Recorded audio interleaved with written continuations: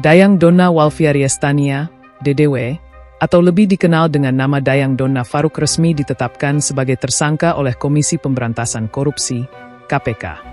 Dayang Donna Walfiariestania saat ini menjabat Ketua Kamar Dagang dan Industri, Kadin, Kalimantan Timur periode 2022 hingga 2027. Dayang Donna Faruk ditetapkan sebagai tersangka dalam kasus dugaan suap terkait penerbitan izin usaha pertambangan, IUP, di Kalimantan Timur.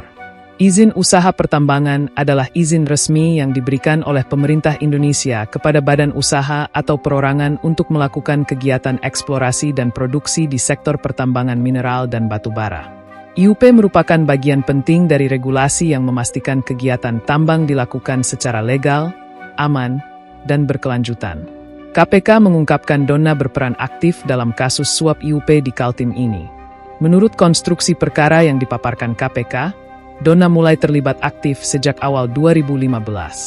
Donna, yang merupakan putri dari mantan Gubernur Kaltim Awang Faruk Ishak, Afi, almarhum, diduga memainkan peran sentral dalam negosiasi dan pengaturan aliran dana suap demi memperpanjang izin 6 perusahaan tambang milik pengusaha Rudy Ong Chandra, ROC. Rudy Ong Chandra sudah ditahan KPK. Penetapan tersangka ini merupakan hasil pengembangan dari perkara korupsi pemberian IUP kepada penyelenggara negara yang terjadi pada periode 2013 hingga 2018. Selain Donna, KPK juga menetapkan Awang Faruk Ishak dan Rudy Ong Chandra sebagai tersangka. KPK menemukan peran aktif DDW dalam proses dugaan korupsi perizinan IUP, ujar PLT Deputi Penindakan dan Eksekusi KPK, Asep Guntur Rahayu, dalam konferensi pers di Gedung Merah Putih, Jakarta, Senin, 25 Agustus 2025. Menurut konstruksi perkara yang dipaparkan KPK, Donna mulai terlibat aktif sejak awal 2015. Ia disebut menghubungi Kepala Dinas ESDM Kaltim saat itu, Amrullah Amer, untuk menanyakan proses perpanjangan 6 IUP milik Rudy. Pada Februari 2015, Donna diduga melakukan negosiasi langsung melalui perantara dengan Rudy.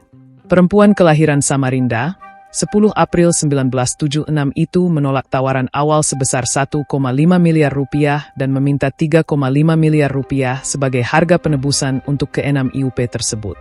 Setelah kesepakatan tercapai, terjadi pertemuan di sebuah hotel di Samarinda. Dalam pertemuan itu, uang sebesar 3,5 miliar rupiah dalam pecahan dolar Singapura diserahkan kepada Donna melalui 2 orang perantara. Tak lama setelah transaksi, Donna diduga mengatur pengiriman dokumen surat keputusan, SK, ke-6 IUP kepada Rudy. Ironisnya, dokumen penting tersebut dikirim melalui babysitter kepercayaan Donna. Kasus ini bermula pada Juni 2014, saat Rudy berusaha memperpanjang 6 IUP eksplorasi miliknya. Setelah menemui berbagai kendala dan melalui sejumlah perantara, Rudy akhirnya bertemu langsung dengan Gubernur Awang Faruk Ishak di rumah dinasnya untuk meminta bantuan. Atas perbuatannya, Rudy sebagai pemberi suap disangkakan melanggar pasal 5 ayat 1, huruf A atau huruf B, atau pasal 13 Undang-Undang Nomor 31 Tahun 1999 tentang Pemberantasan Tindak Pidana Korupsi.